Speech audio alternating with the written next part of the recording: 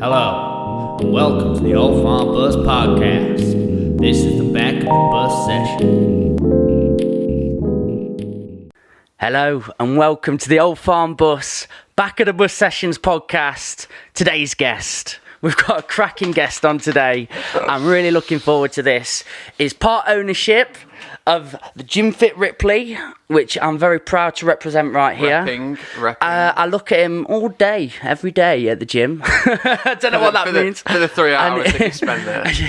And he really inspires me. So without further ado, we're going to jump into this because you're smashing life, mate, and I want to find that little piece of how you get there. So welcome, James White. Yeah, I only did that 3 times. That was, Interesting. I was expecting more, Mikey. James, how are you holding up through this weird and wonderful and terrible but weird and wonderful time? Tremendous. Oh, yeah? Yeah. You always come out with something like that. Tremendous is the go-to. You've got an attitude where whatever's going on, you're just ready for it. Yeah. Is that correct? Yeah, absolutely, yeah. There is no problem that can't be solved. Okay. What about if there is, what about a death or something like that? Is that just like a moment where you're like, well, that's what is? Yeah. And you can only help then the people who have to deal with it. You haven't got to deal with it, have you? Yeah. So do what you can. If in that circumstance, it's a very final scenario. But yeah, I just wanted to stop you in your place. Yeah. I would say I think death's quite an okay thing. Well, you're someone that has always inspired me because that mentality that you have, like you've always just given me good energy and made me think, you know what, today is a good day. Even when I've been in the gym, because I go in the gym and I've got a smile on and I'm like, hey guys, how we doing? Yeah. But there are days where you don't feel great. Yeah. But when it literally feels like a therapy session because when I've left, I'm like, you know what, I'm going to do my best. Yeah. Definitely. Has that attitude literally been instilled into you and always on your head, or have you had hardship and times where you're like, I'm struggling here? I can't honestly say I have. Really? Honestly, yeah. I can't say I've ever had any meaningful hardship going on for me. Mum and dad my dad is just steady. Are you born and bred Ripley? Yeah, so born in Derby, Rams. Yeah. Born in Derby, lived in Sherland, moved to Ripley at 2, lived in Ripley from 2 to 15, moved to Swanwick where I've ended up. That's where I see like home. That's where I want to be now for ever. Really? Yeah. This is stomping ground territory. I just love it. I love it. I love it. It feels like home, so that's all good. So yeah, that was it. Born in Ripley, mum and dad from Alfreton, both from Alfreton. They were together since they were 16. And you went to my school? Went to Mill Hill. Lads. Yeah, I went to Mill Hill. Yeah. You learn a lot there, don't you? You learn some things. Yeah. So, maybe not in terms of education and the intellect side of things, but I suppose forming relationships, working out who you are. School was friendships for me. Really? I made a cock up of the school I've bit. got that wrote down. 4 GCSEs. 4, yeah. How did you end up with that? Because you do, you've got, like I said earlier, a good head on your shoulders. So I think I thought I was too clever, to be honest. Oh, really? Yeah. I think I was one of those people that I always flew under the radar for teachers because I was bright. So they thought, oh yeah, he's all good. He understands everything I'm doing in the classes. Yeah. I think I might have done a good job of making him think I knew what I was doing and I didn't know what I was doing. So a lot of that. So I think I flew under the radar a bit. Were you naughty at all? Mischievous. Bit of a class clown. I can see it in the eyes, mate. You've got mischievous eyes. Yeah, mischievous a lot. I like poking people. No, not literally. I like the style, mate. Yeah. Well, I knew what you meant. I'm a teaser. I'm a prodder. I do love that sort of stuff. But yeah, I think I just flew under the radar really, and then did the whole GCSE thing, and I got a C, 4 C's. 4 C's, Okay. 4 D's and an E. Wow. I got C's in French. I got in CDT.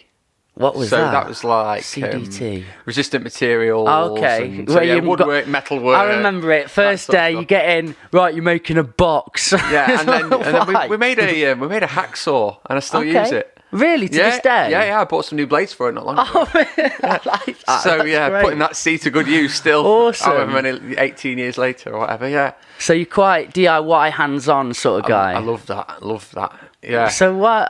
If Gareth was listening to this from the gym, he's going to be listening. Gareth's taught me everything I know. Hang on, why are you not doing all the work when I'm there? I was terrible. I was so bad when we first started working for those guys. So. We've had the gym 5 years, and that's the partnership. Yeah. But I started working from them almost immediately out of uni, so 12 years ago. Mm-hmm. So I started working for them, and Gareth's always been Mr. Hands-on. Loves it, brilliant. So whenever we were doing any jobs anywhere, he'd be like, "Oh, James, can you go and do this for me? Mm-hmm. Can you go and cut that bit of flooring?" I was like, how do I cut flooring? Yeah. How do I cut flooring? I don't know. I've just finished a Were you making it up on the spot? Yeah. I love people I'm doing like a bad job. Yeah. But then over time, you just do stuff, don't you? Mate, so now I'll just have a go, and if I get it wrong, don't matter. I just say that, like the other day, we're doing the baby room now, and I know. We'll get into babies later. I can't wait. But I was putting up blinds, and I swear to God, Blinds are awful. The fixings of blinds were disgusting to put up. Blinds are terrible. It was this fiddly, plasticky thing. So I was drilling holes into the wall, and I've honestly put in about 20 holes before I got to the right one, but I had that attitude where I was like, I'm not being defeated, so I just kept putting them in. Yeah, this is for my child. Yeah, and it kept hitting like metal at the back of the wall. I don't know enough about that, but I think there's a machine you can buy to find metal in the back of walls now. Yeah, so I didn't know about. This is going to be weird. Yeah, no, I like this. Are you mounting it up or are you mounting it on the sides? We went for sides in the end, Okay. but first of all, I was trying to do it like above the window. Yeah. So I was just going in. If you go up, yeah, you'll hit the lintel, and in modern people are loving this podcast. You'll hit the lintel. So please listen to this, guys, because one day you will have to put blinds up, and one day you will be in so much pain. Literally, we moved house, and I put all the blinds up at the house in Huthwaite, and if they are still up, I'll be massively surprised. They were terrible. If you try to pull them down, they'd like move a little bit. But I've figured it out now. I had a tub of filler, and I literally went through half of it. I just kept like getting it right. It didn't work. Start again. What I do is do a little bit of a hole that's too small, that's not quite deep enough. Yeah. Forget the lintel. Cut a plug in half, stick the plug in half a plug, and then use a bit of a bigger screw, and it like pads it out, and it's not going anywhere. This is showing age now, mate, because actually, while you're talking to me about this, I'm really enjoying it. I love it. Finding it exciting. I love it. Because we went for a dog walk the other week to buy me some nuts and bolts and spacers. I'll tell you what, as well, like the floor's been put down here. What do you think to it? Do you like it? Yeah. You know what? I didn't actually notice it until you've just pointed it out, and now I'm like, yeah. Mate, but it literally, like the 2-3 weeks before, it felt like my birthday was coming. Really? I was so excited because I've had this idea in my head for a while to, like, you know, make a little hardcore area so we don't keep dragging mud in the buses. Yeah. And now, like, for 3 weeks, I was just like, Chrissy, oh my God, the floor's going to go down. It's quality. Such exciting. But, okay, mate, let's go to the GCSE bit. Right. So, but you did go to uni. So I was going to say, how did you find your way in? I got a maths. I got a maths, PE, French, and CDT. So I think of that. There's no real. What about going home to your like calm mum and dad? Was that a moment of a clonk on the head and So I say they were steady. They weren't calm. Two different things. They're super chilled, but when they go, they go. Yeah. And so they didn't. They never. I don't think they ever told me off. I think they were just a bit more like, what has happened here? And my dad took me when we got the results. My dad took me straight up to Ripley. There was an office called Connections, and they dealt with all the after school stuff. I think they were like the link between colleges and stuff. Oh, yeah. So I wanted to go to sixth form. Couldn't go to sixth form because I didn't get the results for it. Right. So I'd got a friend that went to South East Derbyshire College at Ilkeston and Heaney. And so I was like, right, I want to go there. He was like a couple of years older than me, but he was cool and stuff. So I was like, right, I want to go there. Went to Chesterfield to try that out. I didn't like that. Ended up at there, and I picked up an English GCSE while I was doing my BTEC sport diploma. Adding to the little list. So I got the GCSE that got me onto the degree course. Yeah. And then, but before that, to be honest, college was awesome for me. That was when after I made a right cock up of the GCSEs, I was embarrassed, to be honest. I was looking at people, rightly or wrongly, around me who did better than me, and I was like, how have you? Yeah, I know what you mean. How have you done better than me? We've all felt that. You before. are stupid. How are you better than me? And I'm there like, I was. Do you have anything in your mind? Do you know why it went so bad? I was just lazy. I was just too interested in going out and playing with my mates in the woods, uptown. Just laziness. And my mum and dad would be like, "Oh, have you done your revision?" I'd be like, "Yeah." Can you remember the moment you sat in the exam?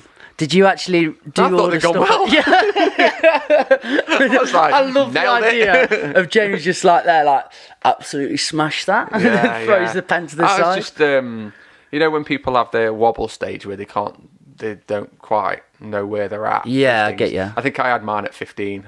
Do you meet a lot of mini Jameses in your time, like being at the gym? Yeah. I think so. Have you had to give that moral support? Yeah, I like the underdog. So I like to wing. That's why we get on, mate. Yeah, I like to wing people and make them feel like they can do. They've got something. Yeah.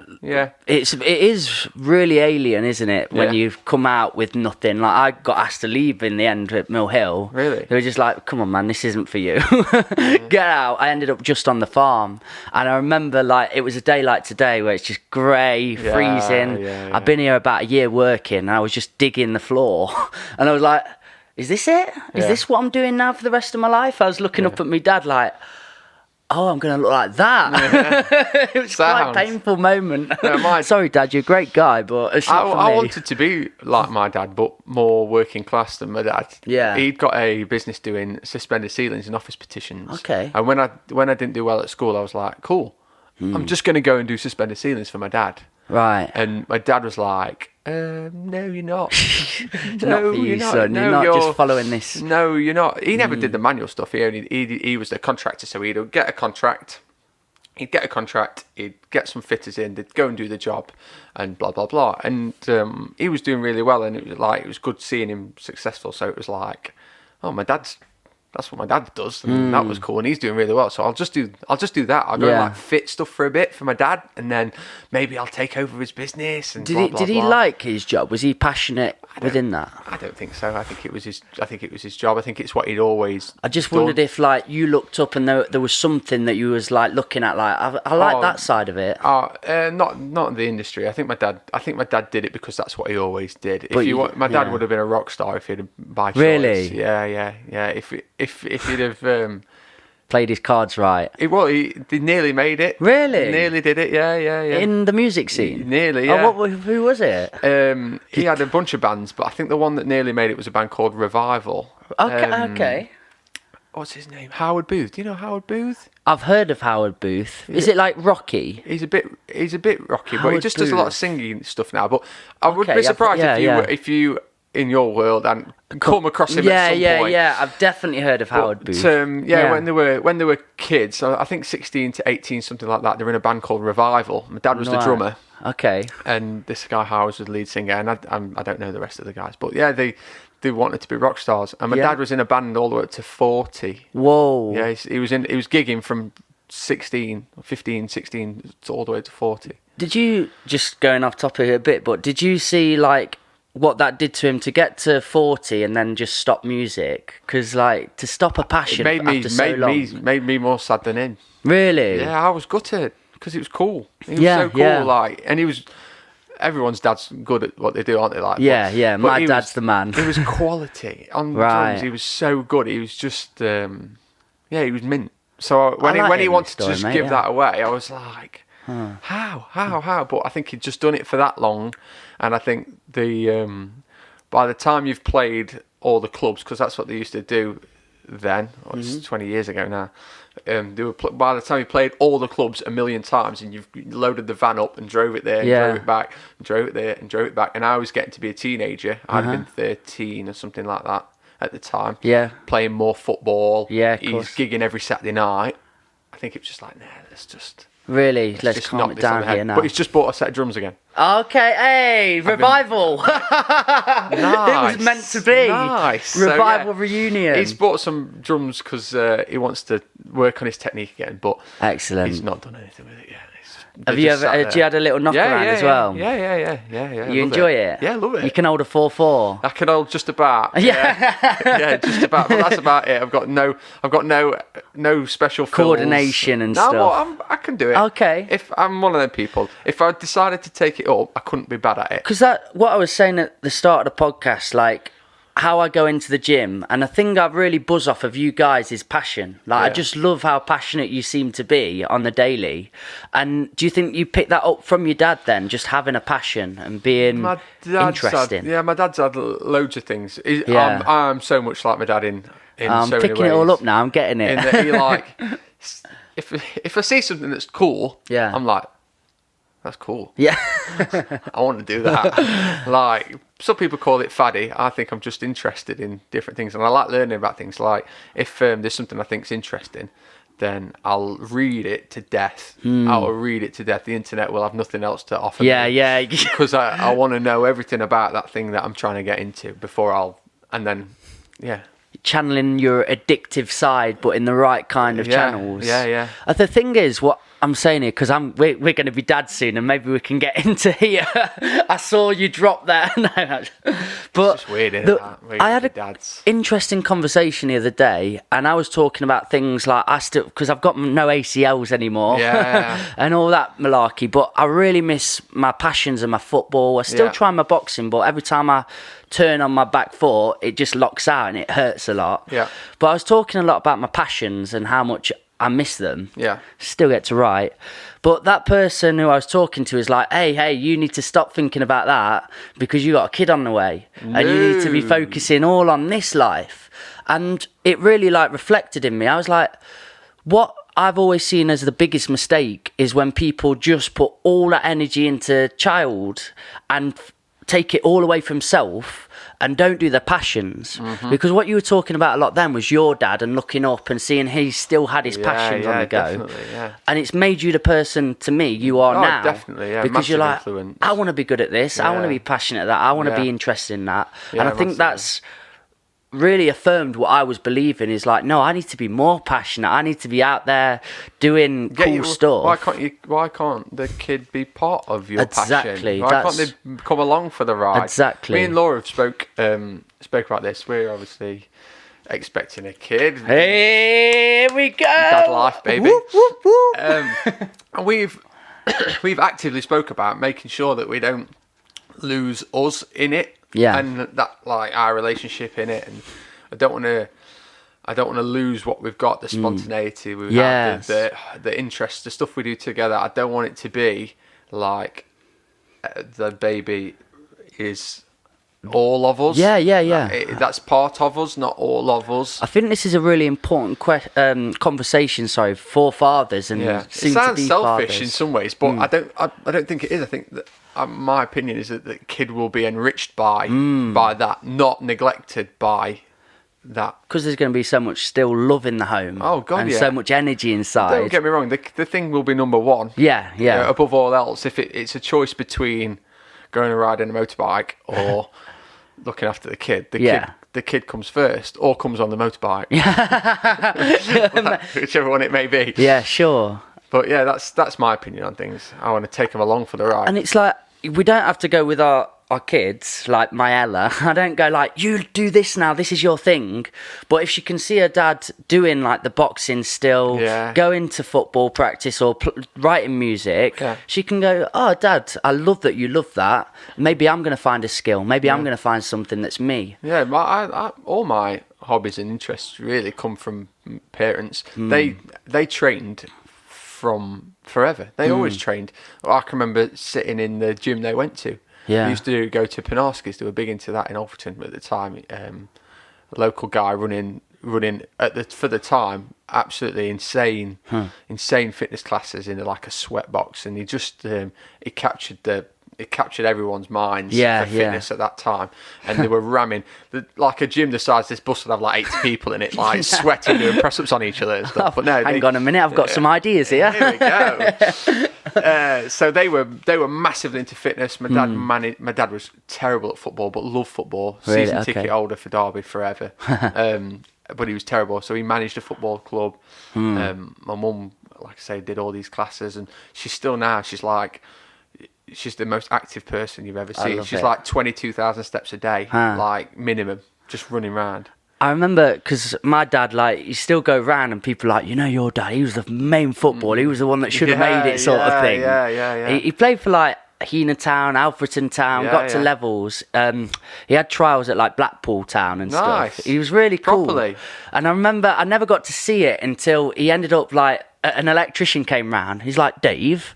And then my dad was like, hey, up. And he ended up playing for Heanor Town Vets in the end. Right. So I managed to go and see him a few times there. And I was like... And he still got it? He had it. He really did. Yeah. And it was a really nice moment for me. I remember looking like, I get to share that proudness and look cool. On like, that's cool that I shared that moment with him about football. Yeah, that's cool. Because he used to go and watch me at rugby when I played for Derby and see me down there. But I was like, I wonder what he was like. So that was a cool moment for me. That's awesome. Have you built an idea up then for when you have a child? Have you got all these structures in place? Have you got the room ready yet? What's happening? No structures. No structures. There's no structure. Can I ask, was it planned? Yeah. You've gone... We've been married a few years, and we just wanted to get ourselves in order before we decided to have a family. You know, I'd started this business up with Gareth and Diane and with the gym, and I wanted to make sure that was a success before I brought a kid into the world. Financial stability is like, in my eyes, really important. Why would I make it unnecessarily hard for myself if I can choose not to? So I chose not to. Well, me and Laura chose not to. Put it off a little bit. Got the things secured, and off we go. It's funny, isn't it? Like, a lot of my friends were like, oh, money's not everything, or basically like, forget money, it's not the root of it, or it's the root of evil. But then I'm like, hang on a minute. If you can feed your family, if you can get by doing the things you like doing, fulfill your passions, money's a bit of an essential part, especially in our society. Money is a hugely... I call it fun tokens. Yeah. If I can get enough by getting the basic needs met and getting some fun tokens on the side, no one needs to be a billionaire. You don't need to be a billionaire, but you need to be... you need to have enough money to do the things that make you happy. And that's the way I see it. And I'll ask you on the side, why do you think GymFit has become so successful? Because I was there when it was the Pulse. I don't know how much I'm allowed to say, but no, it was terrible. It was absolutely awful. It was disgusting. They just let it go to absolute shite. Let's say, like, it worse went than shite, down the hill rapidly. And I left, went off to the other gym. And then Jagger, my mate, went back to GymFit. He's like, mate, you want to try it? Because you like boxing. They've got all the bags there. They've got really good card. I was like, okay, I'll give it a go. Went in, and I remember, honestly, mate, the first day, it was like a really good feeling of home. I got in, everyone was vibing. People that wanted to train you didn't interrupt, but then people that wanted to talk, you talked to, and it was just so nice. The atmosphere changed, the look. What happened? What happened was, we had it in our head. I had it in my head for years that I thought that the bodybuilding gyms that were like the Pulse, they'd got it wrong, and the leisure centres had got it wrong. Right. Okay, I get you. So you've got like Safe Bet Leisure Centre, non-progressive, super structured place, safe place. Go join there if you want to be comforted. Well, I say that you'll be comforted more at GymFit, but people or stuck into contracts as well. People be perceived that way. And then the meathead gyms are super intimidating. It's go big or don't be there at all. And to my mind, there's a middle ground. I wanted a place where a competitive bodybuilder, powerlifter, whatever they wanted to be, could come, and they could also bring their wife to the same gym, and all their needs could be met. And with the building that we'd got, luckily we were able to do that. And as well, we were bold enough to say, right, we're going to do this, and we're not going to take any money out of it until it's done. So that was it. Finding that gap between you seeing the Pulse, which I'm guessing there was a price tag on it. Yeah. You being Mr. I got 4 GCSEs at school, and then there's some story in between that where it's you've got this opportunity to open up this gym. So that's quite fascinating. So I've always been like a dreamer. Yeah, I definitely still am. More than ever, I think. So big dreamer. So if I look at somebody, it doesn't matter who it is, and they're successful in whatever field they do, it could be anything, and I'm like, wow, like that's cool. I need to do more. And then, so I was working for Diane doing the PT stuff, and then I was like, right, I can't do this forever. Eventually, I want to have a family. I can't work till night time every single night. I need to be there for this kid. This is long before the kid that's in Laura is ever coming. So, the kid to be. Yeah, we needed to find a way. To free my time up a bit more within the industry that I loved. So I wanted to open up a studio. Get clients in there, get a couple of PTs in there. I thought that would be the way for me. Awesome. Talked to Laura about it. We were like planning ahead, sort of thinking like, how much money would we need? How we're going to finance it? Blah, blah, blah, blah, blah. Got into work on Monday morning, and Diane was like, oh, we've got this opportunity to buy the Pulse uptown. And I was like, how's that happened? How have I just been talking about that? And then the following day, and I'm not joking, I think we were walking on the Sunday, and Monday morning she brought it up. Wow. So very serendipitous. Very. So, but I was like, place is a shithole. Place is bad. Like, I don't think this is the one. And she's like, no, it can be fantastic. Just think about this, blah, blah, blah. And then I went up to train up there just to get my eye in to see what sort of state it was in again. And then I was like, you know what, actually, I always used to say this place has got so much potential. Like, maybe I could actually be the one. Or we could be the ones to do it. Yeah. So put a bit of an action plan together, put a bit of a goals sheet together, how I was going to achieve it. Went round, begged for money. People gave me money. We invested in a gym. Did you? How were you getting money? Just friends and family, or was it? Yeah. I was imagining you packing bags and things like that at shops. Yeah. Hi there, have you got £5,000 you'd like to lend me? No, it's just friends and family. So just before that, you'd done your uni then? Yeah. You'd studied sport? Did sport and exercise science. Okay. And how did you do there then? Did you get? Did good. Did well there? Yeah, I did well. James is on the up. Yeah. Because in college, the lecturers that were in college were amazing, and they completely flipped me around. They were like, "You are lazy. You are lazy, but you could do better." And if you did a bad job, they were like, "That's terrible. Why are you doing that?" And, so basically, taught you as a human. Yeah. So then I was like, "Well, I'll fucking show you, like I'm not that stupid." So I put a bit more time into it, and I did all right. So that like gave me a bit more work ethic. Came out of there with really good results for me, and then went on to uni and did a good job. This one sometimes goes off. Flick me back on. It's all right. Went to uni. Did good at uni. Good enough to get me where I needed to be. Were you still living the uni lifestyle, or not at all? No, not all. Didn't go out once. Back home, back to the gym. I was of the opinion I'm at uni to go to uni. I'm not there to make friends. I've got friends. I don't need more friends. It's a good attitude. I'm gonna go. I'm gonna learn. I'm gonna come home. Because you can spread yourself thin a bit at uni, can't you? It's like, right, I need to. If I'd have gone out, I wouldn't have got anything done. Yeah. You know. The thing was, I didn't really want to go to uni. My dad wanted me to go to uni. I didn't really want to go. I'd have been quite happy to leave it at college and just come out of it. But my dad didn't want me to. They wanted me to go to uni, so they packed me off to uni. Are you happy that he put you into that? God, like, are you glad that you went down that path and avenue? Yeah, definitely. I didn't want to. I think it matured you quite a lot. No. Still cheeky James. I don't think it was uni that matured me. I think I matured over life. Okay. Over time. And And then after start to see uni, things. you're going and getting clients straight up. After uni, I was working at the local gym at Heaney, just at the council-run leisure centre gym. And this is where I started to get more and more of this feeling of this restriction. Like, I'd just come out of a degree, a sports science degree, heavily linked into strength and conditioning.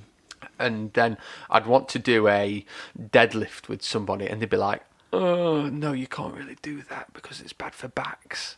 Oh. And I'd be like, "Hang on a minute." So they restricted you to the point of what they were movements you could do with people. Yeah, they were like, on an induction, teach these 4 exercises. All right. I was like, but I've just come. I'm there thinking like I've just done like periodized programming for like an athlete. Yeah, like, yeah. And now I'm coming here and I've got to like stick to do 5 lunges. exercises. Well, no, you can't do lunges. That's bad for knees. Oh wow! Okay, what were these exercises? It's just like sitting leg press, down, chest, leg press. It was leg press, chest press, lat pulled down, shoulder press. That was like induction 1. Induction 2 might have been like a few more machines, and then induction 3 was like what other people want. But Joe Public, gym user, comes in and they just say, I want to lose this. Yeah. So you end up doing like cardio and abs, and it was just like, oh. So I wasn't really looking outside of that. I was just a bit of like, right, I'll do this, try and figure out what I want to do. Thought about going into strength and conditioning, trying to volunteer around everywhere to get a footing. And then I bumped into Diane, now business partner's daughter, who I'd known forever.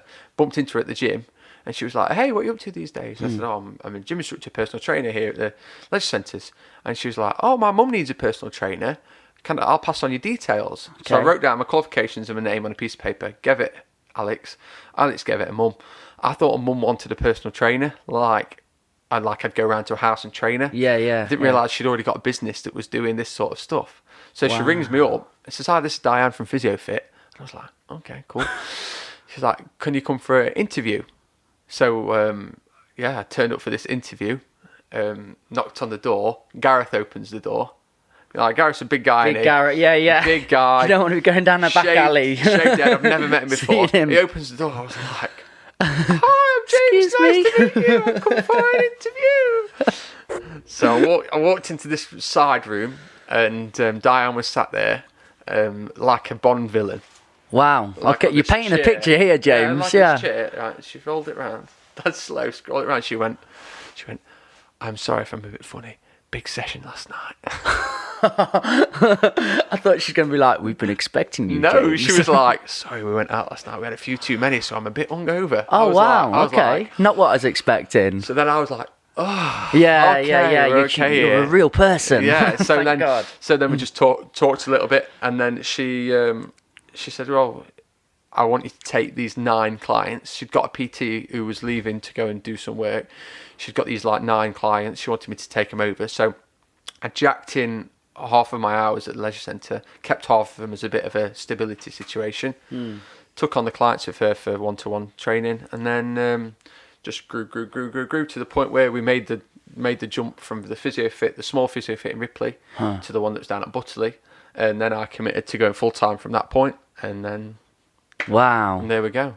That's we've got an unbelievable amazing story. relationship. I love how quickly things can escalate, I suppose. But it only escalates if you work hard for it. Like as much as Diane was super chilled at that point, walking in and she's hungover and stuff, and she's still hungover a lot of the time. Hey. She's still hungover a lot, especially Gareth as well. But if I'd have been crap, or if I'd have let her down, it would have been see you later. Like they wouldn't have took it. Nothing was given. Just because it was there and the circumstances happened, you still had to grind for it and progress yourself as well. Because then I was going to ask, like, how saturated is your industry? How many people? At the time when I started, completely no one. There was me and a guy called Chris locally. We were the only PTs, pretty much. And then there's a woman down the road. She's still going now. But basically, no, there was hardly any. And personal trainers were few and far between. Okay. People were gym instructors, but no one was a personal trainer. I get you. And then over time, the courses became more accessible. So college kids were doing them. Right, Bam, I bam, get bam, you. bam. So that's why it become more in demand. Yeah, and then lifestyles changed, Yeah, the whole okay. athleisure thing and kids wanting to look good and aesthetics and all that sort of Have stuff you came into it. had any thoughts on why it's gone in that direction? I think the way social media has changed and the way Yeah. people have consumed media. Right. And then I just think like anything, fitness has always been fashionable. Yeah. In a lot of ways, and I think the more the government pushed healthy living and even like the success of the Olympics 8 years ago now, but that genuinely I think made a big difference. Huge impact. I really think that did. I think that really captured sport. You're going to look at the knock-on from that. I actually genuinely think that's been a big I was living difference. away at the time. I was like, Oh, mate, it was Australia or South Africa, but I remember like hearing back, looking on TV, and it's Oh, it like was going amazing. hype. It was amazing. I loved it. Everything. The opening ceremony was Weird and like, wonderful. terrible, but Did brilliant. they have a Russell Brand singing "Come with Me"? I've heard Something "Come like with that. me," and you'll Yeah, and yeah. it's like, No, what? he didn't. Did he sing that? I'm sure he was singing "Charlie and the Chocolate I don't Factory." know. David Beckham volleyed a ball off a double-decker bus. I just love like when you've got a group of adults sat around a table and it's like, we're going to get Russell Brand there singing this, David Beckham's going to follow you. What? What was the director's name? Oh, Boyle. you're going down the right path, mate. Not Frankie Boyle. No, not Frankie Boyle. Could you imagine him devising? Right then, guys, I'm not going to go there. Right, so what we're going to do, we're going to be as offensive as possible. There would literally just be the UK left on its own because all the other countries would have buggered off. We don't want you guys. Yeah, they would. But yeah, I think that sports boomed off the back of that. Okay. And then platforms like Instagram definitely in the last few years has turned fitness into a whole. Do you think nother it's thing, which is entirely healthy, or do you think there's a lot not of even close to healthy? Really? Yeah, Okay. it's bad. It's Right. bad. We So has that had a big knock-on effect to how you actually have to approach your own job now? Is it more the mental side rather than the physical? Do you know, to help people? I think you have to understand both sides of it. So aesthetics are one of the biggest reasons. Well, they are the biggest reason that people get into wanting to come to the gym. So they want to look better. They want to look like the person who's influenced them. Yeah. Influencers on Instagram, so they want to be like them. So they come to the gym with all these expectations, and the truth of it is, most of the time you can't get there. Yeah. You really can't. The people that you're looking at on Instagram are like eating disorder. Yeah. Because to get that lean, These type genetics. genetics, These eating filters. disorder, filter, posture. Yeah. All these things that they put on Instagram to make you make themselves look good, to make you feel like you have to look good. And would you say that really is the majority of people that you've met and encountered are the ones that are looking to be this aesthetic? Not maybe not the extreme, but they want to be more that way. So they come in and like the glute revolution of girls just coming in and smashing glutes like. You would have never... Where did that come? Kim Kardashian and Wow, okay, leggings on Instagram and poses and stuff. Yeah. And we need to get away from that. If you try and be as healthy as possible, so if you eat good, if you exercise for performance, if you do those two things, the aesthetics will happen. Yeah. That'll be a byproduct of being a more fit, awesome person. But I could spend time with you. I could not make you hardly any fitter. Could change your diet and make you look aesthetically better. But you wouldn't be any fitter. You wouldn't be any more knowledgeable. You wouldn't be any of this. And it is a terrible attitude to just strive for that one purpose. You'll never be fulfilled, mate. If I'm not bothered about feeling good, waking up with a spring in my step, but all I want to do is go on, scroll through my phone and go, I want to look like that. I want to look like that. Yeah. I do believe it becomes quite a devilish pursuit. We all want to. Don't get me wrong. We all want to feel like we look good. Yeah. We want to look our best. But it's our best. It's not the Instagram. I think best. that's a great thing you've just said. Then our best. Yeah, our best. Push for your best for you. Oh, mate, that makes so much sense. Yeah, just don't try and be Instagram. Try and be you. Just try and be fitness you. How do you see people pushing away from that? Do you feel? I think if you stick. I think if you stick with it long enough, that fitness becomes your life. Not life like all consuming life, but it becomes part of your lifestyle. Yeah. It's just something that you do over time. You start doing it. The only reason you do it is because you like it. Yeah. You know, those that come and want to look good and don't look good in 3 months quit. Yeah, I get you. So if you stick with it long enough and you build a base up over time, it takes on something else. Your ego falls out of it. Your ego falls away from it, and your performance. Because that's a huge thing in gyms, isn't it? Ego. Yeah. They run right, don't they? Yeah, but it doesn't have to. It doesn't have to. And I think, you said something about Gym Fit. How does Gym Fit feel the way it does? I think that's because the ego is dropped out. Diminished, of it, don't they? Yeah. I don't believe I have a massive ego. Yeah. And none of my team have a big ego. Yeah. We're a team we stress about helping people and making people feel part of a community. And so I think that's, to be honest, why a lot of the bigger bodybuilders, like the ones, don't stay with us. Yeah. Because we're not feeding an ego. Does that make sense? You built a community up there, it is of like doing better for self. Yeah. Whereas people go and want to be looked at and stared at and given this attitude of, oh my God, I'll never be that. Yeah. Everyone around just goes, oh, keep going. Like, I was boxing the other day, and a guy that I've met a few times come and was like, oh, you're doing really good here. Try this, do this. Yeah.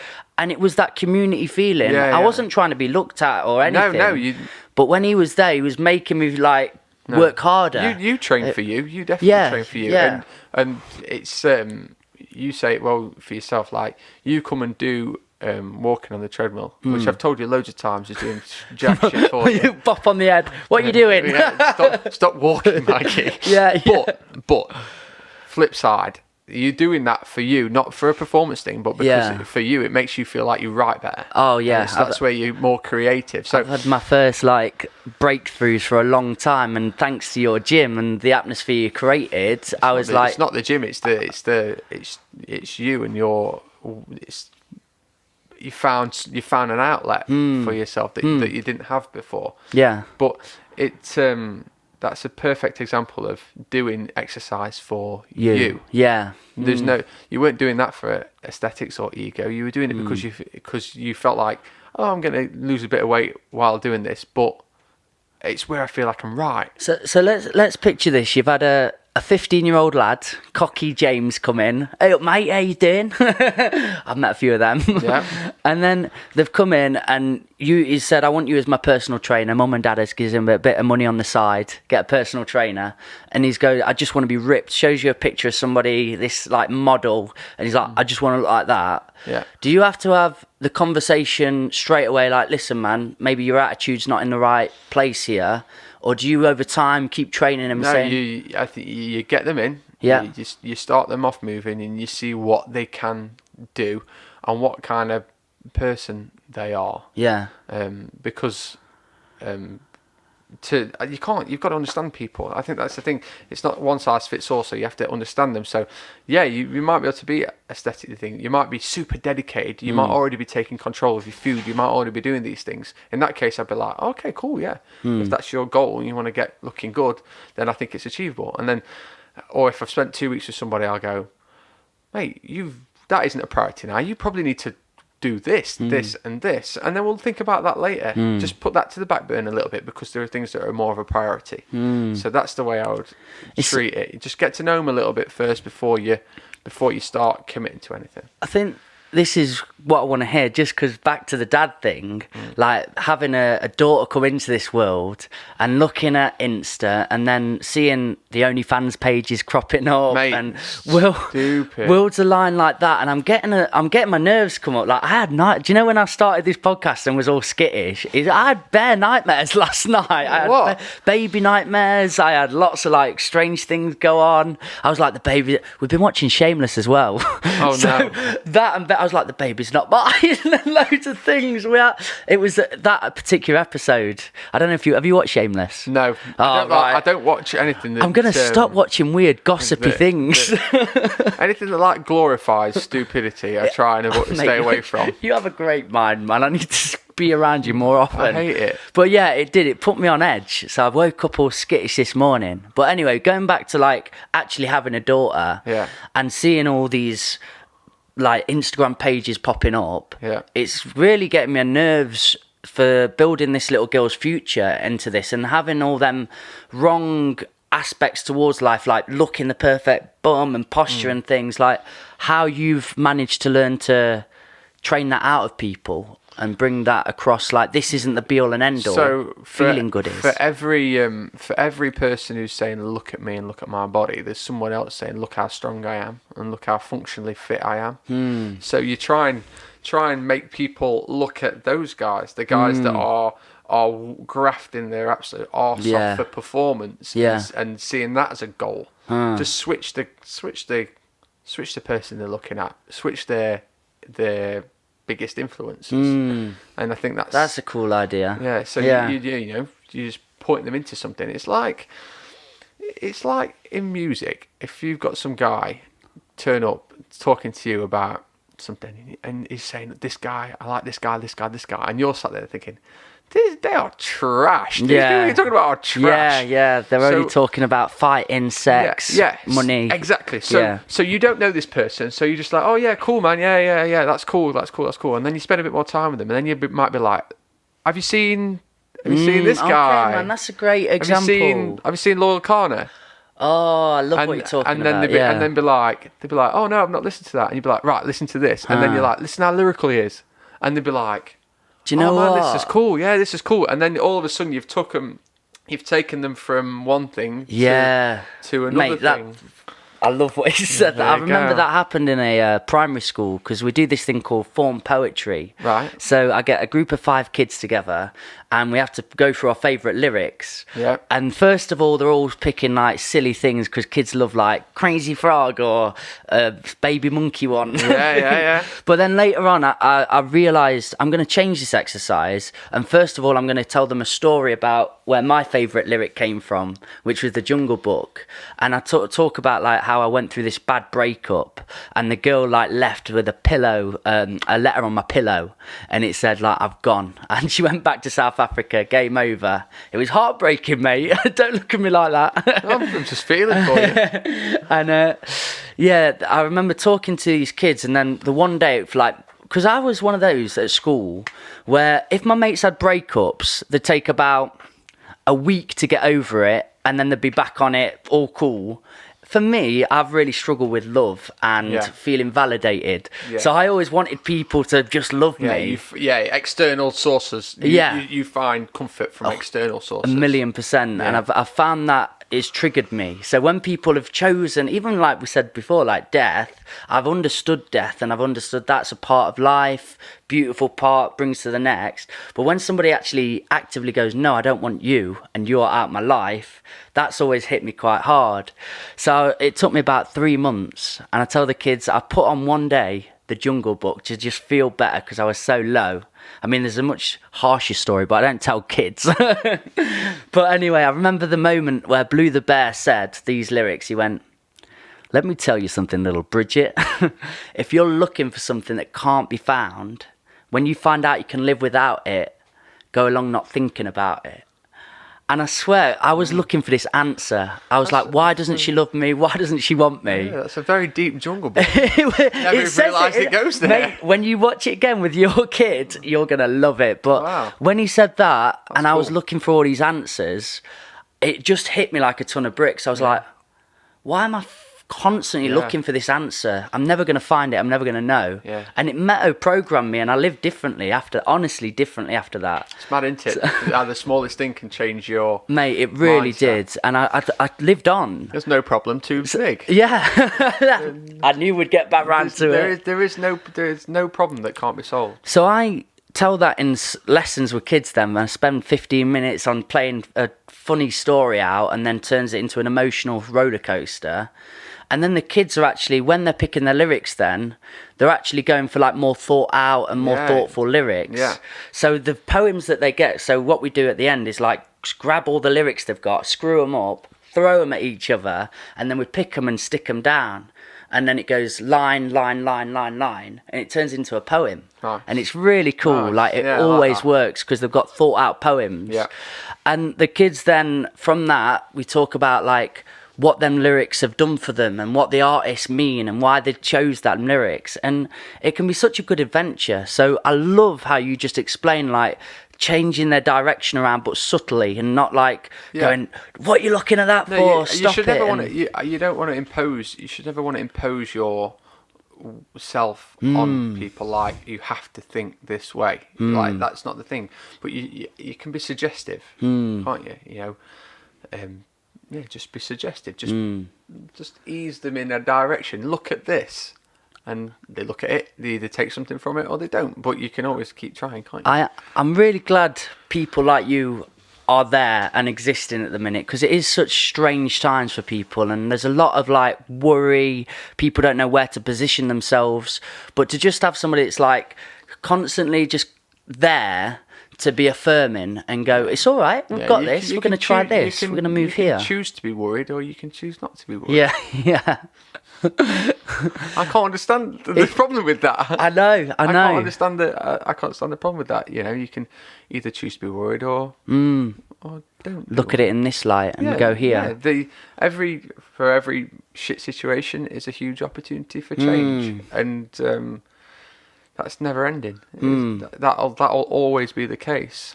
You know, doing a podcast here, you're going to meet people. That's going to lead you to other things and make you think differently. I think that's why you do this, isn't it? 100%. It's self-discovery. Yeah. I always want to meet people, hear their stories, understand where they've come from, because I'm one of those that are listening to the news at the minute, listening to what's going on, and I just don't claim to know anything, really. I don't know anything, and that's why I want to discover what other people are going about. Yeah. And that, for me, is where people have got it wrong, because it's like there's no nuance to this. People want to be black and white. It's like right or wrong. Think like I think. And all I want to do is go, let's listen. Let's hear where we're going. It's easy to get caught in a trap. When someone makes a valid point, it's easy to start thinking that they've got all the right answers. Yeah. And so I think people bind onto that. And I think that's completely the wrong way to do it. With this whole COVID situation, the government have made an absolute tit of loads of things. Yeah. However, at the beginning of it, I couldn't have felt more supported by my government. Like, I think we're starting to forget that as this situation drags on and they keep making calamity decisions. I think it's easy to forget that right at the beginning, I felt like us as a business were being really well supported. Me as a sole trader was being supported financially as best as they could do. So you've got to look at both sides of it, and all these conspiracy theorists. There's something to it, but there's not all of it. And what's it fueling your life? Like, to constantly be up on guard and just think everything's bollocks and everything's going wrong. Yeah. Like, Which what's that doing for you? Yeah, it really isn't. Because and all you do is end up feeling tired, again, worried, and thinking, I've got no chance. Yeah. If you go, maybe they're not doing their best, or maybe they're not doing it right, but I've got to work with what is. Yeah. That's what you're always saying. That's the only way to go about it. Yeah. Of course it is. And for everything to take away, you can still do something else. You can always do something else. Just don't get stressed about it. Let's go in just to your industry again, like the personal training. Yeah. Like, are there a lot of egos in that? How have you managed to align yourself in being the best personal? Because you've got a good rep, man. There's a lot of people that just love you. But I think I'm good. Yeah, you are. But it's the honesty thing for me. Like we were talking about last night, I've been fed a lot of like, this is the only plan that works. This is the only diet that works. This is the only thing that works by people. And you just know they're trying to just take you down their path. Yeah, because it's their path. You know, they think that's the thing that separates them from others. So because they've got the best thing going. A CrossFit coach will get you doing CrossFit workouts. A bodybuilder who's turned into a PT will get you doing bodybuilder movements. Yeah. But that's bullshit, because that's their interests and their way of looking at things. Every client should be treated completely differently. Every single one of them. So if I've got a client who wants to work on barbells and fitness, then a CrossFit type structure might be a fantastic way to look at them. If I've got a young guy wanting to gain muscle mass, if I go down a CrossFit route with him, he's probably going to quit on me pretty quickly because he doesn't want to be out of breath. Yeah. He doesn't want to struggle. He wants to just get a pump on and walk out feeling like he's done something. Yeah. So I think you've got to really understand that who you're working with, and take time to understand that, and do a relaxed consultation where you just try and figure them out a little bit. You know, spend an hour with them. You can learn a lot in an hour from somebody. Just figure out what their social situation is, their wife, their husband, single, work, other things that for me, like I was watching or listening to Body Type Nutrition, Ben Coomber's podcast when I was about 17, 18, and he really did like take away a lot of bad ideologies that built up He's towards. Really good. He is. He's one of the people in the industry that I think are honest and on it. Good. Yeah. Good. Because, there was a lot of people, again, 16, 17, that attitude came up. I want to just look good. I'd spent my whole life fat, like, and bullied for it, horrendously bullied for it, like, ended up in a really bad situation from that. So I'd just come to that belief, I just want to be looking good now. That's all I'm desperate for. And girls would like me. Lots of them factors. Again, got into it for an ugly purpose, but I'd be speaking to people and I know they wouldn't ask anything about me. They wouldn't ask anything about my body type, size, what food intolerances I've got or anything. They'd just like basically print me off like Will Smith's training regime for what's that film, Ali, and things you know it because I'd been on there and looked at it, and they're just like, this is what he ate, this is what he did, you look like him. Not got the right pigment for starts. It's a pretty limiting factor.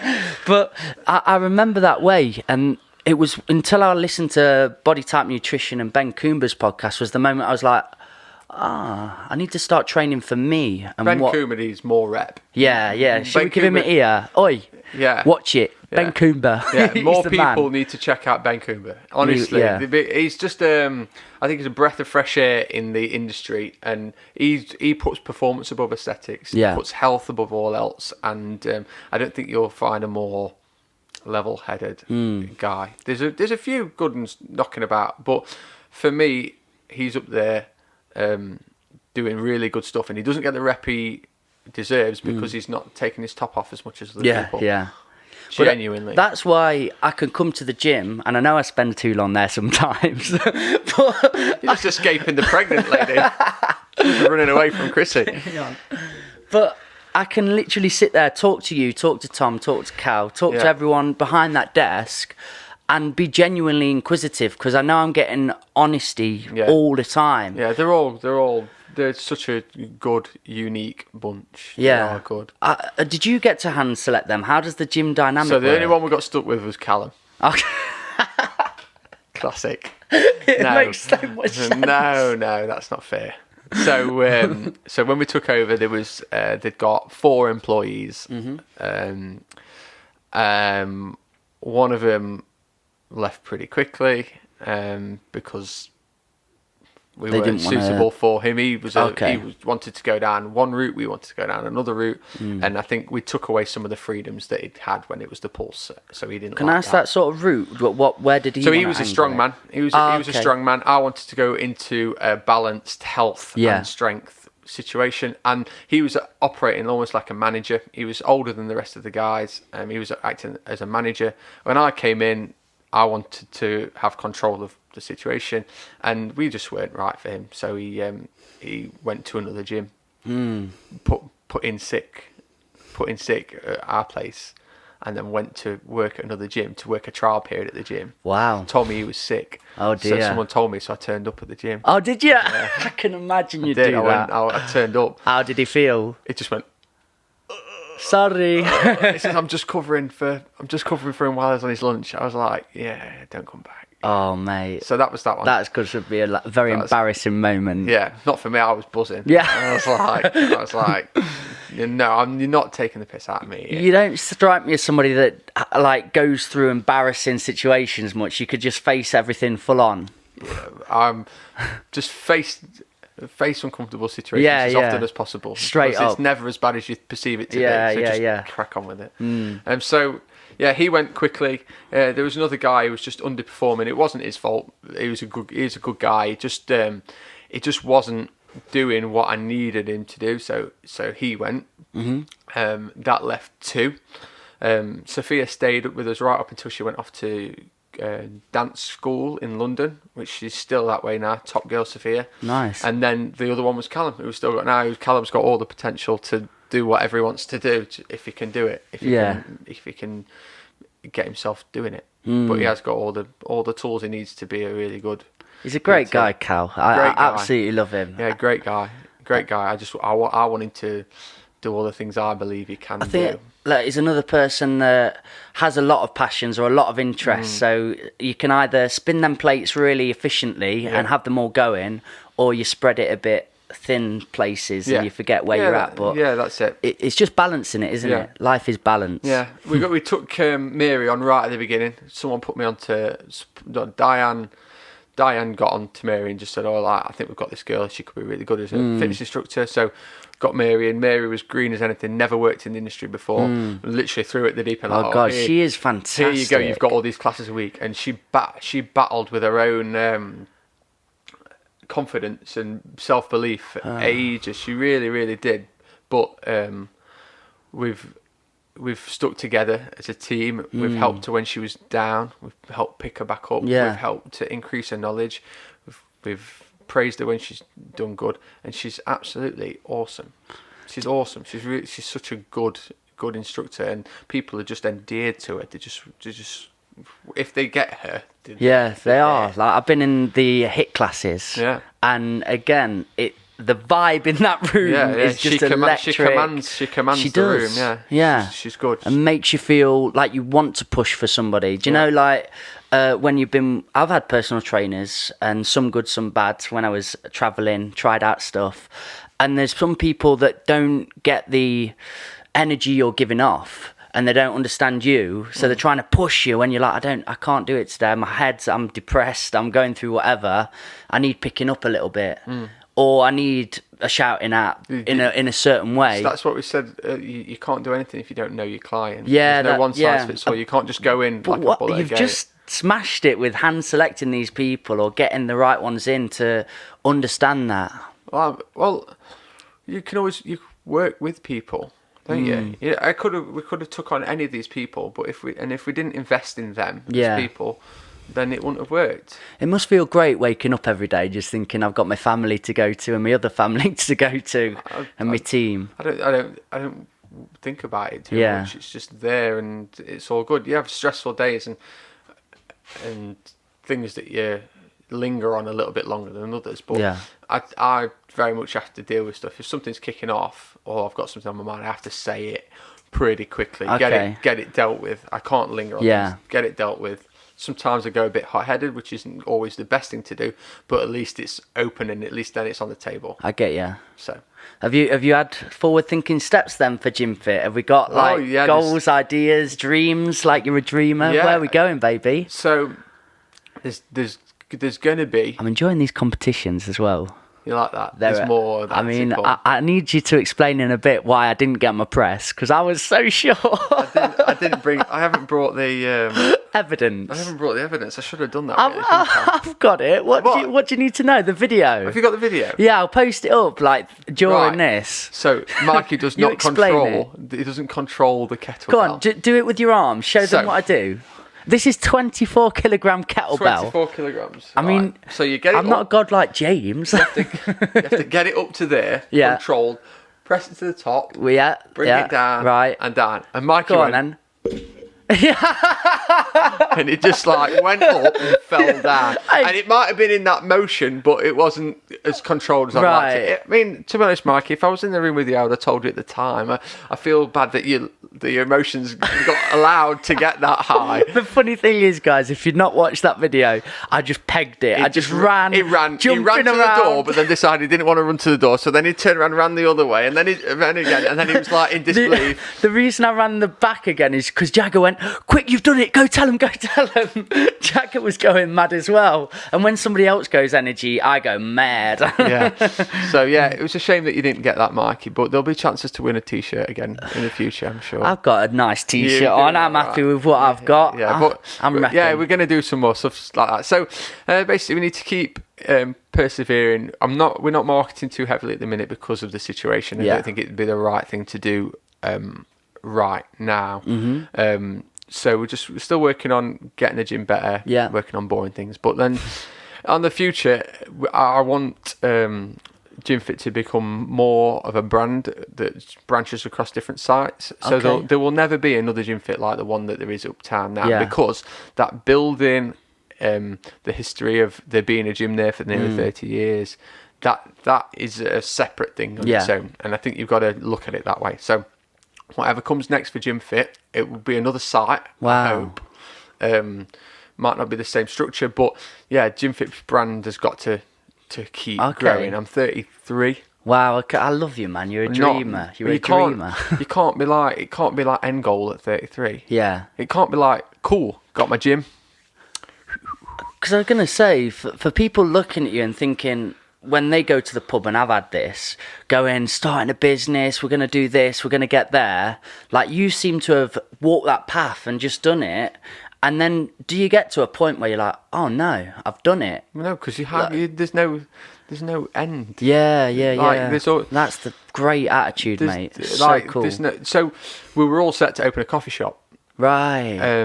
Not at the gym. We were opening a coffee shop down the road. A GymFit coffee shop? No, not a GymFit. Oh, just in general. Me, Gareth, Diane again. Nice. But a new entity called Flat Whites. It was going to be called Flat Whites. Wow. Okay. So we were all set to go. We'd decide the building. We bought some furniture. Not bad for 4 GCSEs, brother. You know what I mean? I'm loving you. You know what I mean? One in French. That je ne sais quoi. So we were going to go for that. COVID stopped it in its tracks, and then we're not willing to go down that route now because I think it's the wrong choice for us at the minute. So there'll always be other opportunities. You know, why pigeonhole yourself and say you're only going to stay in one area of work? Like, do you feel uncomfortable in life if you're not moving? Do you know if you've not got stuff procrastinating. going? Yeah. I sat down 2 weeks ago and wrote a list of goals for myself, because I was getting to the point where I'd be doing my routine, then I maybe go and sit in the office after I'd done a PT or something, and then I'd think, right, what shall I do now? And I hate that feeling. I hate what shall I do now? I want to know, like, all right, when I finish that, I'm going to do that. I'm going to go and just do that and start working towards it and reset your focus on your goals stuff. So I've got ideas for an academy, a GymFit academy that's going to definitely happen pretty soon. That's going to take some work, because I'm not going in doing it badly. It's going to be so well prepared and tested that by the time it drops, it'll be ready to go. Wow. So there'll be a GymFit academy, hopefully another GymFit physical site, some other sort of lifestyle businesses, because I think that's what we understand. I think that's what I understand. I think you found your passion, and I love people. I think I understand people. Yeah. I think I can help people. So I think something like that, we were going to do the coffee shop. I think that would be a really good work for us, because I think we'd be able to do that.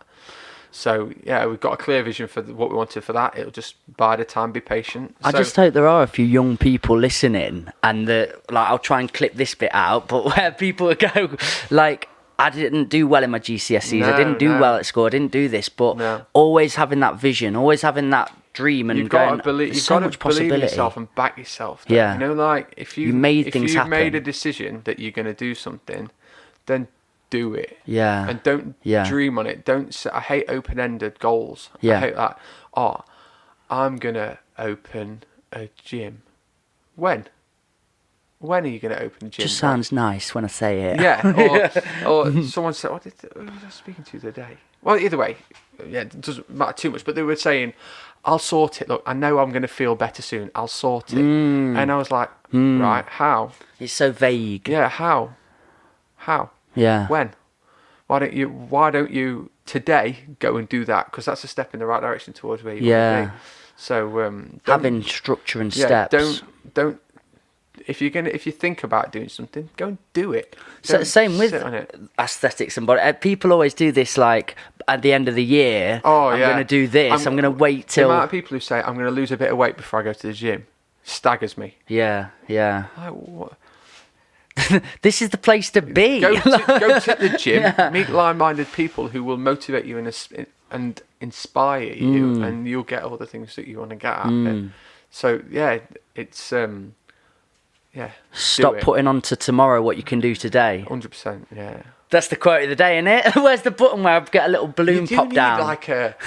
We should have like a drop down line, like a confetti cannon that we just like pull. I think what I need on this podcast is people to do like a bingo. Every time I say like amazing or like that's cool or energy, people can tick that off. When I need a little button when we say a cool thing, I'm like, that's got to happen. That's a real one. That's gotta happen. It's a grower. Party popper. Just get us. When you say something that's like a mic drop, just bang. Like, yes, let's do this. All this camera equipment.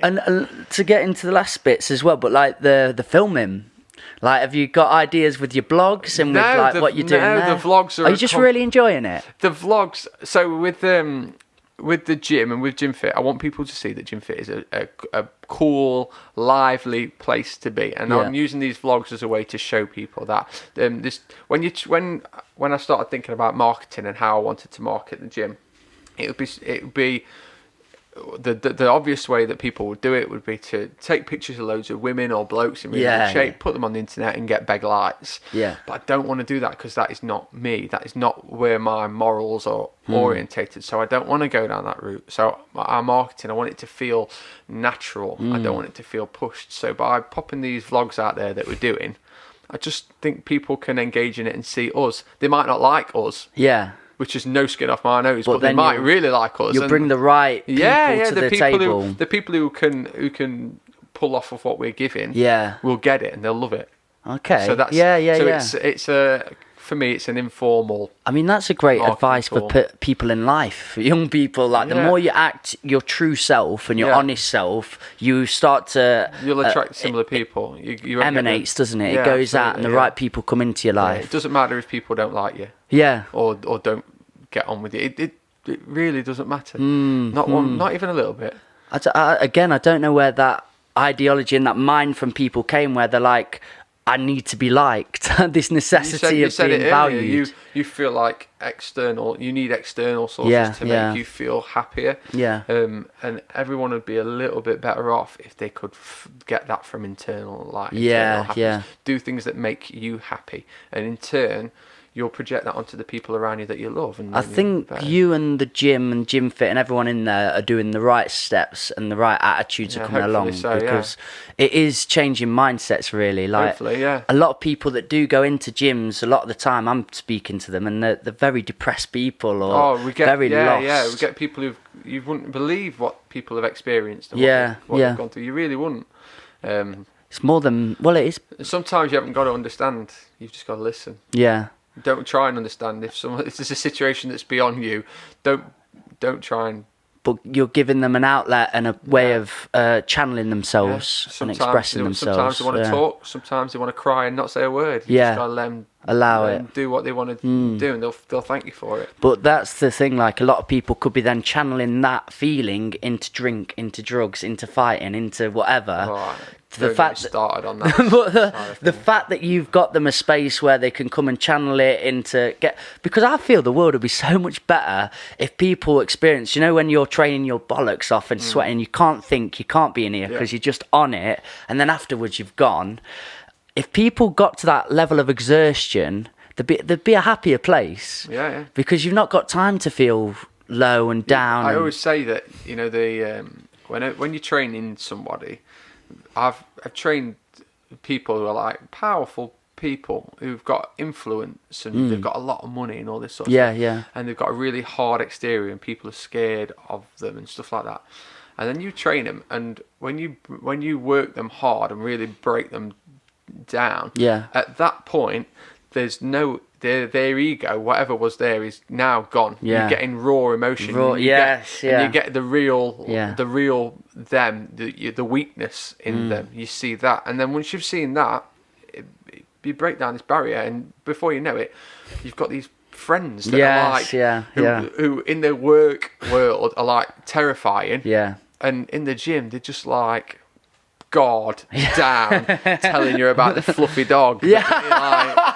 And I think that's what you're saying there. When you get to that level, that exertion, when you're really tired, you let go. You let go, yeah, and you can't put a front on because you're too busy breathing out your arse. Yesterday, or not yesterday, it might have been like 2 days ago, but again, we spoke to the council, put in like what we can do for this place with the buses. I'm trying to do some events and ideas for Christmas markets. Yeah. And they're just like, no, can't do that. And then I go off and I try another thing, I make a phone call. No, I had a lot of no's in one day, too many for a person to deal with. And I was just like, oh, I'm exhausted. I'm really trying here because I put all my dollar into this. Yeah. So I go to the gym, I just take my boxing gloves. I really didn't want to be there, to be honest. I go downstairs, I'm like 3 rounds in, 2-minute rounds. And I'm just feeling great because I'm giving it everything. My energy is like just running rampant. Yeah. And then by round 5, round 6, I forgot everything. By the very end, and I go upstairs and I'm sitting with Cal listening to conspiracy theories, but I'm feeling great again. I'm like, I really get it. And what you needed. It really, was. And before going to them wrong vices, which was substances, women, fighting, whatever it was in the day. Yeah. I've really understood now how powerful channeling things in the right way can be. Yeah. And a lot of young people would benefit from that. Yeah. Oh, without a doubt. Thank you for opening that space for us, because it helps a lot to have that in Ripley. You've got it. We're going to have more than that space. Little monkey minds running around. We need somewhere to go and put it. Yeah, right, look, it's what we're all there for, isn't it? It's great. It's great. I love it. I love that we can do that and meet so many different people with different mindsets. It's awesome. Well, I hope that the government are going to do good to you and you're going to be cool, because good news come recently, hasn't it? What's that? Tier 3 restrictions don't apply to gyms, so we don't get closed, which is good. I think it might affect group exercise, but we'll see, and we'll deal with that when we get to it. It's not so good now. We can't go outside. Now the weather's starting to change. That's a bit of a downer, but we'll figure that out. But no, tier 3 will be all right. And again, if they shut us down, it's not like we're the only people in the world that's doing, and there's bigger problems than that. So you just chill out and get over it, don't you? And keep pushing forward. Make plans for when you do get released again, and release bigger and better. Well, that's beautiful. And you've got many other things to think about now with the baby on the way. Yeah. With the new life coming. Yeah. I mean, we spoke about it, and it seems like you pretty much got it in order. You're just ready to It's rumble. happening now. Yeah. You know, I just hope we just have a lovely, healthy little thing. I truly do think we've got to do a aftermath podcast though on dadism, dad life. It'd be interesting to see what's. We're both sat here today. We've gone, I've got the bedroom ready. I'm gonna still do my passion, live my life, and my baby's gonna come on the journey. I can't wait for after like. We'll be like, oh my god, mate! Did you see that? It'd be interesting. It will be. It will be interesting to see what happens. What discoveries we fall upon. Yeah, I can't wait for it. I'm nervous. I'm nervous, and I worry about my selfish side, and because I have a lot of hobbies and I like to go and do a lot of things, and I worry that I'm going to lose those things, which is completely selfish. But I can't wait. Let's see what. Kicks off. Life is balance, man. Yeah. You need to keep on running with those hobbies and enjoyments and passions, but we do have to have that other side to us that goes, there's a small hang human. on a minute. But I've had a dog, so I think they'll be pretty much the same. You're on the vibe, you get I walk a dog twice a day. I've had to give up some of my time. No, the dog's one of the best things we've ever done. So wow. So what sort of dog? Cockapoo. A cockapoo? Cockapoo called Stanley. Oh, Stanley. He's top boy. They're good because they don't shed. No, they don't shed, but they did a shit on the floor the other day. So, really? Yeah, a little thing. So you've not got a cockapoo anymore then? We've got a cock. Out the window. He's top drawer, so if a baby does half of what Stanley's done for us, then we'll be all good. Sounds right for me. Yeah. Right, guys. Well, James, we're gonna do this new podcast on dadism after. Yeah. When it's all come to be post dad life. Yeah. Guys, thank you for being here. Hey up, Nan, I know you're watching. Thanks for having me, mate. Nana Bez, thank you so much for being here. Where can people find all your stuff? So get online, GymFit Ripley on Instagram and GymFit on Facebook. Search it out. We're not the parts company called GymFit. We're the gym called GymFit. And please watch the vlog. Yeah, watch the vlogs. Vlog. They keep dropping in every week. They're so good. They're a good laugh. It's just something to show you what we're like. I'm glad you do that, Get mate. a little bit in there. But yeah, come along and let us help you out. Join the journey, guys. Let us help you out. Amazing. Thank you. I said it. Amazing. That's one for the bingo strip. Thank you for being here. The Old Farm Bus, Back of the Bus Sessions podcast. You've been with James White from GymFit. What a guy. Cheers, Mikey. Big love, guys. Be nice to one another.